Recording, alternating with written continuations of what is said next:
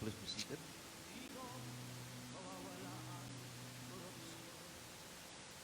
May we request the President to witness the ceremonial distribution of food packs to 5 AFP personnel, to be followed by the awarding of 2 wounded in action soldiers. The said distribution shall be led by Major General Carlitos Beluan Jr., Commander, 11th Infantry Alakdan Division, assisted by Colonel Giovanni T. Frencha.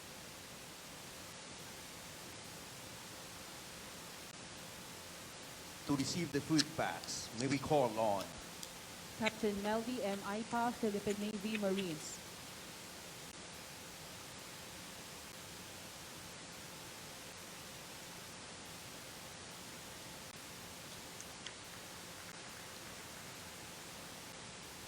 Master Sergeant Bernard M. Navarro, Infantry, Philippine Army.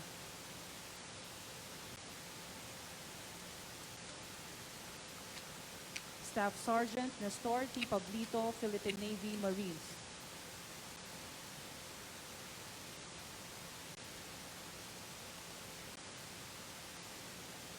Master Sergeant Divino B. Buing, Philippine Air Force.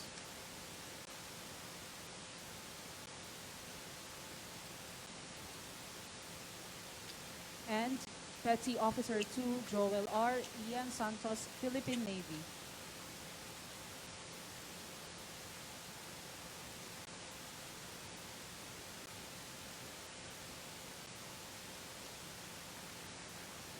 Thank you, Colonel Franza. May we call on Lieutenant General Serelito E. Sovejana, Commander, Western Mindanao Command, for conferment of the Order of Lapu-Lapu rank of Kampilan. Orden ni Lapu-Lapu, Ranggong Kampilan. Itinatag ang Orden ni Lapu-Lapu noong 2017 at iginawad ng Pangulo ng Pilipinas bilang pagkilala sa pagiging huwaran sa paglilingkod ng mga opisyal at kawani ng pamahalaan. Gayon din ang mga pribadong individual sa pamahalaan dahil sa maringal na pagpapasulong o advokasya ng Pangulo, gaya ng pagpapakita ng kagitingan at kabutihang nagpamalas ng kahanga-hangang paglilingkod at katangi-tanging ambag sa bansa. Iginawad ang Orden ng Lapu-Lapu, Ranggong Kampilan sa mga opisyal at kawani ng pamahalaan at pribadong individual na malubhang nasugatan o napinsala o nagtamo ng matinding pagkawala ng ari-arian sa tahasang partisipasyon sa isang gawain na umaalinsunod sa pagpapalawig o advokasya ng Pangulo. Iginawad ang gantimpalang natamo ng Orden ng Lapu-Lapu, Ranggong Kampilan kay Staff Sergeant Ramonito Gayapolo.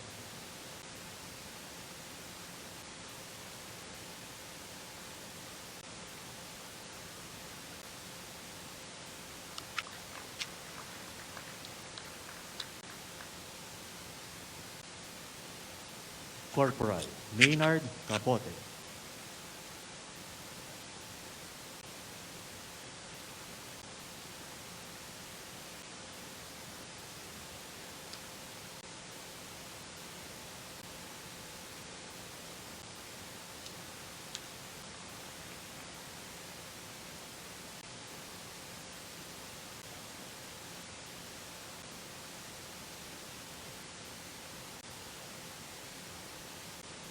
Good afternoon, everyone. And now, we may call on Secretary Delphine N. Lorenzana, Secretary of the Department of National Events, to introduce our distinguished guest of honor and speaker. Mga kasama, ang ating pinakamamahal na Pangulo, President Rodrigo Roa Duterte.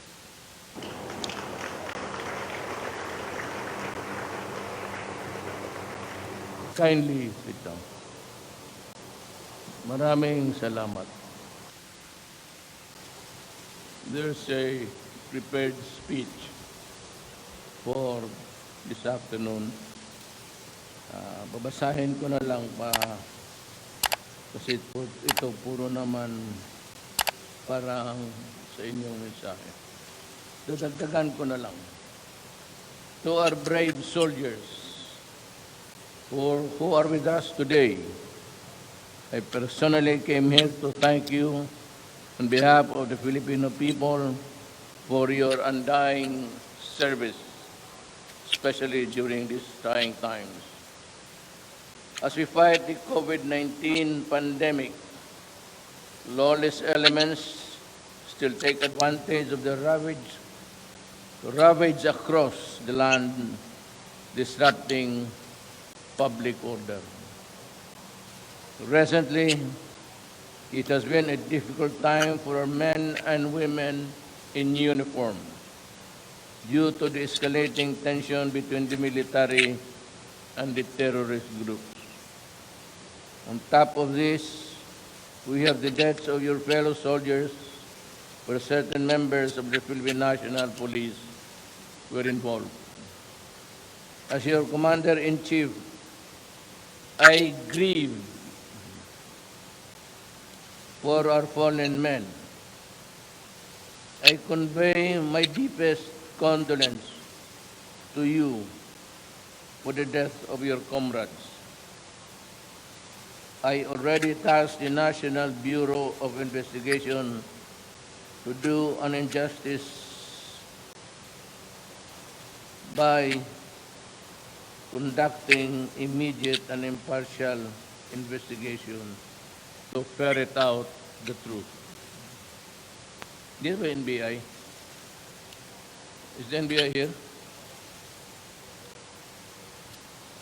It is my hope that this isolated incident will not spark any animosity between the armed forces of the Philippines and the PNP. Alam mo, the imponderables of life, hindi talaga natin makita nor can project the future of what things will happen or not happen. Gusto natin na ang mangyari araw-araw ay mangyari sa kagustuhan natin. Yan ang gusto ng tao. But sometimes it can turn to something more than just what we ordinarily expect. Yung mga bagay na hindi natin akalain na mangyari ay nangyayari. We don't have the answer for that. We know that there is a certain hatred or anger there. Or if there is none, then a misunderstanding that led to the shooting. As your Commander-in-Chief and as President of the Republic of the Philippines, I assure you that I will see to it that the truth will come out, be it in favor of the police or the military. Ang hiningi ko lang ang totoong nangyari. So, you can rest assured that justice will be done to the family at sa mga tao dito sa, ang mga trupa dito sa pulong. Remember that our progress as a nation has been for decades hindered by insurgency and terrorism. That is why you have my utmost respect as you risk your lives in the name of peace, security, and development efforts in our region. Alam mo, Sakor, happy birthday. Timing na lahat at kung gusto mo, i-blow out na lang kita doon sa pagbabago. If you want to take the plane with me in going back to Manila, invite you para ma-blow out naman kita. You know, Sakor, alam ko na masakit rin sa iyo. Alam ko, hindi ko na tataguin ang puso ko. Alam ko na right or wrong, basta may isang tausog na matay, dumudugo rin yung kasing-kasing mo. Kasi alam ko na ayaw mo, pero pag may nangyari na matay, patay is patay. At alam ko, as itausog, maski na papaano, maskit sa iyo. Alam ko yan. Kaya ang maggarantiya ko sa iyo na ang totoo lalabas at lalabas at lalabas. In fairness to the tausog, policemen, and to the soldiers who died. Kailang wala tayong opsyon eh. Hindi natin ito pwedeng taguin, hindi natin pwedeng laruan ito. Kasi hindi maganda ang labas. We would have a more serious trouble if we play with the people's lives. Mga buhay ng sundalo. So, tanggapin mo rin, may condolences para sa nangyari. But ako dito, since I work for the government, siguro maintindihan mo rin balang araw. May gusto akong sabihin sa inyo. It is not that I am inordinately proud of it, but that was actually a part of my campaign. Sinabi ko sa iyo ninyo noon, kung nakinig kayo sa akin, I never really expected to win sa rating up to the last hour. Hanggang 4 lang talaga ako in the lineup of 4 candidates. 4 lang ako. But I promised you something. Sabi ko, corruption, mahina yan. Alam ko, sinabi ko, narinig ninyo yan. Yang customs, sensilyo lang yan. BIR, sensilyo yan. Ang corruption na bilyon sa taas. Sinabi ko sa inyo yan. And I dare challenge anybody na sabihin nila, I am lying. Sinabi ko yan in my own language. Medyo pagkabastos. Pero sabi ko, itong mga mayaman na ginagatasan ang gobyerno, pati ang tao. Without declaring martial law, sinira ko yung mga tao na humahawak sa ekonomiya at umiipit. At hindi nagbabayad. They take advantage sa kanilang political power. Ganun yan. Sakur ganun yan. Every election, noon, o sa ngayon, o bukas, sabihin lang, sa isang kwarto lang yan. O address, sinong kandidato natin ngayon? O ikaw dyan, ikaw ang bahala sa, you raise the fund. 5 tao. Isang pamilya lang ang nag-uusap dyan. Ganon nilaro nila ang bayan ko. Kaya ako mamatay, mahulog yung eroplano, putang ina. I am very happy. Alam mo bakit? Sabi ko, without declaring martial law, I dismantled the oligarchy that controlled the economy of the Filipino people. Ganon sa ko. Hindi kami. Nagpapakamatay na itong mga sundalo ko, putang ina, para sa kanila. Just to prop up a government. Yung gobyerno ko, na useless naman kung nandyan sila. Kaya ako, kung mag-decide kayo na tanggalin ako, mas mabuti, putang ina. Kasi ayaw ko maghawak ng gobyerno na wala akong magawa. May mga batas kasi. Pero ito, 2 years ipitan ito. Ngayon, after 2 years, pagpaalis ako, wala pa ang nangyari. Alis ako. At least nakita na ninyo. Bahala na kayo. Bahala na kayo. Hindi ko na kontrol. Yung sinasabi nila na si Duterte, hindi statesman, masama ang bumaka na magmumura. Oh, totoo. Putang, totoo.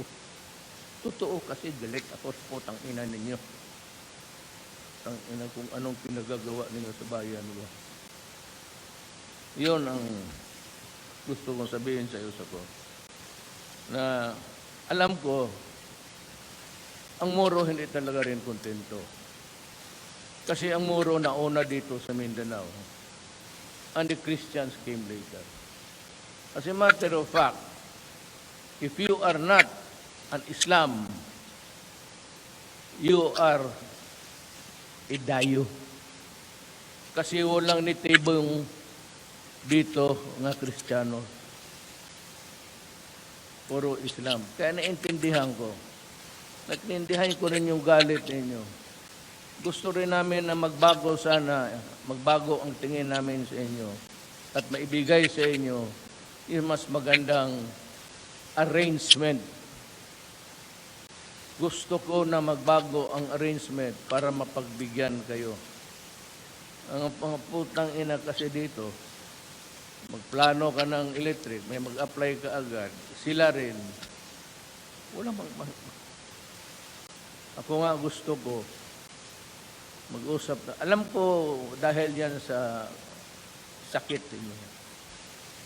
I know how to be a revolutionary. And I know how cruel can it be. Alam ko kung anong mangyari sa parang aso ng ay, alam mo, sa totoo lang, every time na, alam mo kung bakit binilang ko ng 45 yung mga sundalo ko sa Corps? Nabi ko sa kanila, yung 45 ninyo, 3 magazine yan. It comes with 3 magazines. One is deployed, ang isa, 2 dito. Kahit na ganon, naubos, bunutin mo pa yung isang magazine, wala ka ng M16. Pero yung last magazine, kainin mo para sarili mo. Because I would rather see my soldier dead than iharap sa video tapos gulgulin parang manok. Sabi ko, yan. Kasi pag ako rin ang na-corner, ganon rin ang gawin ko. Kakainin ko yung bala. Sabihin, hindi ito sabi na pinatakot kita. Ano. I'm just sad kung bakit ganun patayin ang tao na gugulgulin pa sa harap na. Sa mga kapwa kong Muslim, sa kunti-kunti kong pagka-Muslim, hindi ako maligaya ng ganun. Total warrior tayo. If you are a warrior, a tausog warrior, or a soldier, or isang bala lang. Pag namatay na, no? Pero sa ng gulgol, it creates more hatred. Alam mo ang una kong ano, magprangka ako ngayon, pero wag kang magalit. Salita lang ito. Kasi gusto kong makipag-ibigan sa lahat. Kalimutan ko na kung anong kasalanan nila. Mag-usap lang tayo. Ang sabi ko sa mga sundalo na nakita ko, pag ganon ang ginawa ng kasama ninyo, bago kayo mag-alis, yung lahat ng patay dyan, nakalaban, bitawan mo isang magasin ang buka ng M16. Ubusin mo yung magasin, isang magasin sa M16. Para wala ka na rin makitang puro buto na lang pati utak. Ganon ang sentimento ko. So, sa pakisabi lang sa kanila na hindi order yan. yung sort of sa galit na kung ako ba sa inyo, ganun ang gawin ko. Bago ako mag-alis, ubusin ko ang isang magasin sa mukha mo. Yan ang... Ako, may dala-dalang sentimento eh. I feel for the Muslim. Kukunti, lula ko lang naman eh. So the fact that she's a Moro, masasaktan ako na umabot tayo sa hantong na ganito. If we just can be, I am just asking, sabihin ko lang sa mga Moro kayo, be a warrior. Period. Because ang Pilipinas cannot do yung mga ginagawa nila. As sa taga-gobyerno, we are not allowed to do crazy things like that, as sinabi ko na ubusan. Pero kung ako siguro ang sundalo, at kung may nalaman ako sundalo na gumawa, I would not, I would not begrudge him. Kasi masakit talaga. So, the earlier, may 2 taon pa tayo, if we can, I'm ready to open the borders. I know that wala na masyadong barter trade kasi lahat yung binibili ng mga Indonesian dito sa atin, nandyan na sa kanila ngayon eh. Noon, wala silang manufacturing. But if there is a way which we can arrange another baski big time coal, tapos yung safe passage lang ng mga sundalo ko, na hindi sila maambo sa ma-hijack, okay na sa akin yan. Mag-usap tayo. Marami dyan. Alam mo, ang pinaka-ano is coal. At maniwala ka, coal will be used for the next 30 years. Hindi yung sabi nila na yung sa the sun, wala yan. Cannot sustain, as yet, the technology cannot sustain. Ilan lang, parang baterya, ilan lang makarga niya. We have yet to invent a new one. Maraming mas big time pa na negosyo. If we can just, then they can participate in the, tayo ang mag-usap. Kung yayaman ka dyan, mas maligaya ako. Kaibigan kita eh. Yung kaibigan kong tumutulong, pag yumaman ka ng yumaman, mas maligaya ako. Total ako, happy na ako sa buhay ko. But I want you to get rich. But we have to talk. Because there is so much that we can do business. Hindi naman sabihin ng mga Moro na yapi sila, wala na silang hanap buhay na maganda. They can have a monopoly of the barge there. Hindi na kami ang gobyerno ng Pilipinas, hindi na kami magkarga. Ibuhos mo na lang dito. Yung transit niyan, I can concede it to you. But that would, I hope, would come within the next 2 years. Hanggang 2 years na lang ako. So, pero ang tingin ko, kaya pupunta dito, tingin ako sa aeroplano. Para magsabihin ko sa kanila doon na, in my own words, sabi ko, ano isa? Ang oligarchy ng Pilipinas, binuwal ko talaga. Yan ang sentimento ko rin. Para malaman mo. So, it's your birthday. I pray to Allah that you'll be given a longer life, pursue peace in the Philippines, and uplift the lives of the Tausog and every Moro in Mindanao. You have indeed accomplished so much in fighting the Abu Sayyaf group in recent years. and this led to the significant strides towards crossing them for good. Let me assure you that as you fight to protect our nation, your needs and those of your families will be taken care of. The government will continue to implement policies and programs that will secure your future. Wala na yung mga plaster class. If you are injured, lose a leg, do not worry. You will run faster. I'll give you the titanium. It's a matter of sacrifice yung pag-training. After that, okay na yan. You can fight again. At alam mo, bali, gusto ko lang i-warning also to those who are administering it, be they military or civilian. Ang AFP Center may 50 million yan. Ang below na 50 million a month. Wala pa kasali yung mga medicinal lang yan. Medicinal lang yan. Para sa inyong pamilya. Dalhin ninyo doon. Hindi maubos ninyo yan. Walang magkasakit na gano'n, 50. A month yan.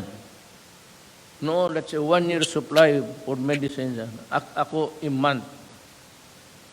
So, dapat malaman ng sundalo na mayroong kayong privilege na gano'n. Na hindi ko binigay ng iba. Binili ko na lahat ng equipments na kailangan ninyo. Bare, I hope tapos na yung building ninyo. I promise you yung itong tumutunog na sound. Ano ang tawag na mo? MRI. Kaya na matanda na talaga ako. MRI. Saka yung karamihan dyan is I'd like to send I have a friend who is the chief of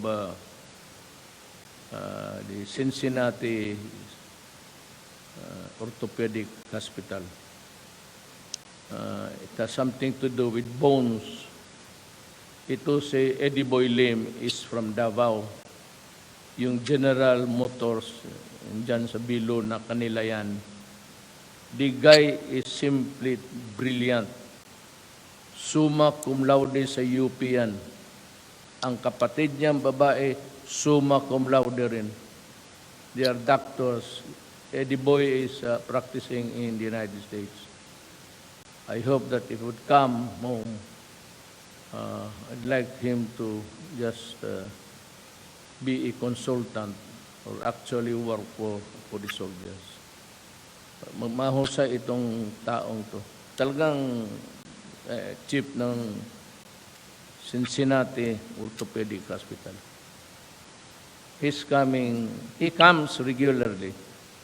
This time I try to talk to him and kung pwede ba, being a Filipino once upon a time, kasi nag-migrate na, naging Amerikano, if he can come back to do a little service before he retires para sa mga sundalo ko.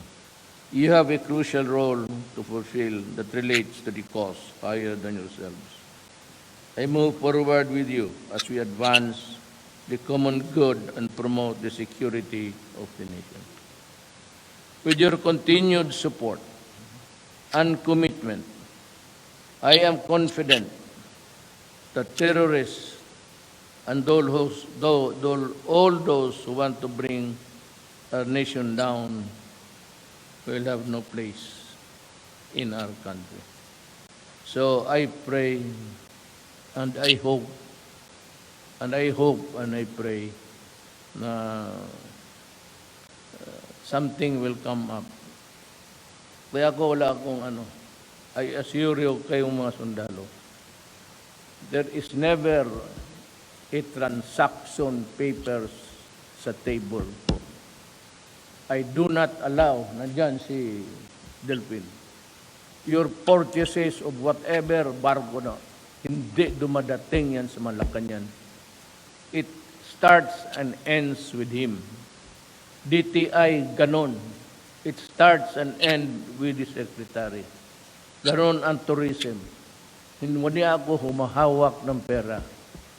Kaya ako pag bumira, bibira talaga ako kasi wala kang makuha sa akin. Ang dala-dala ko lang yung sweldo ko. Kaya sabi ko sa anak ko, kay Inday, sabi ko, Day, putang ina, huwag mong pasukin yung trabaho na yan. Pero gaba lang. Huwag naman sana masamain ninyo. Sabi ko, trabaho ko dyan, wala kang makuha. Unless gusto mong mamera, kaya. Pero kung sabihin mo, trabaho ko ng presidente, sus Mariusip. Sweldo mo 194,000. May ibang general dito, mas malaki pa sa sweldo ko. Totoo lang. Sabi ko, hindi, huwag ka magpresidente. Unless you say something na kaya mo para gawin mo sa bayan. But if just a matter of ambition, lay off. Wala ka talagang makuha dyan. Pagod lang. Punta ka doon sa bukid, kung ano-ano. Kung saan-saan ka na lang. Because of service. Ulo mo sabihin mo na kung hindi ka magnakaw, putang. Wala, pagod lang. Unless you are driven by patriotism. Yan. Kung gusto mo talaga mag-service sa bayan mo,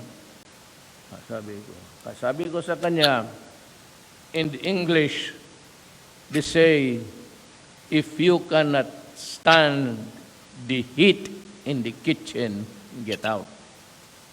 Politika. Pag mainit, hindi mo kaya. Dito naman, ang nagturo sa akin yan, si Delvin Lorenzana when I was still mayor many years ago. Kumakain kami, tapos na may newspaper. Andiyan na naman, sabi ni General Lorenzana, alam mo, Rod, doon sa politika, pildi ang maglagot. Maglagot ka, masuya ka, talo ka. Yun ang ating pang-answer sa you cannot stand it in the kitchen, get out. Dito sa Pilipinas, yan. Maglagot ka, pildi ka. So, I am very happy that I am with you today at nagkataon pa na birthday mo sa Cor. I hope we'd remain friends.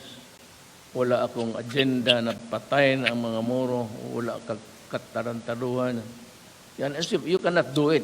Ano, why should you do it? Butit na lang, nandito ka, nakinig ka. At maligaya ako sa mga sundalo kong donatore. I will stand by you. Sabi ko, lahat ng kailangan ninyo para manormal kayo, bibigay ko sa inyo. Wala ba? Lahat na nangyari mga sa kasama ninyo, now productive. Lahat sila, may trabaho. Yung Defense Department, parang huge employment agency. Diyan ko sinasaksak lahat yung marunong na mag-computer. Malaala ninyo yung sundalo na yumakap sa akin, umiiyak kasi bulag siya. Sabi ko, huwag kang umiyak. I'll restore you to productivity. Tapos sabi ko, bakit ka? Total, nakita mo na lahat. Nahipo mo na lahat. Ano pa bang gusto mo? Trabaho. Ngayon, he's an expert sa computer sa Aguinaldo. And I'm happy. So I'm happy today that we had this TAT between just us. Hindi man ito kasi ayaw ko magyabang eh. Ayaw ko kasi magyabang. Kaya sabihin ko sa kanya, huwag na ninyong bitawan yan sa ibang suluhin na ninyo. Maraming salamat po. Thank you very much, President Rodrigo.